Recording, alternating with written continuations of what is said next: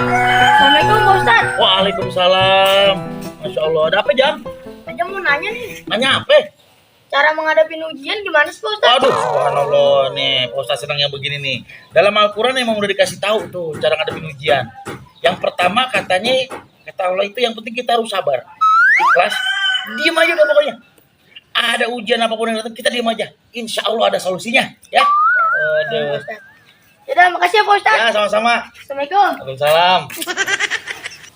Assalamualaikum Ustaz. Waalaikumsalam warahmatullahi wabarakatuh. Dia bagaimana Pak Ustaz? Pak Ustaz tanggung jawab. Lah, masalah apaan? Ini anak saya si Ajam, sekolah kagak dapat nilai. Apa urusannya sama saya? Katanya dia nanya menghadapi ujian. Pak Ustaz katanya bilang kalau menghadapi ujian kudu sabar, diem aja katanya.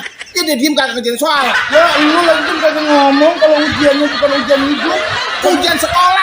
Lah, aku mau Ustaz jangan nanya ujian sekolah. Oh, tahu aja nih, dapat nilai mah juga. Udah Ustaz.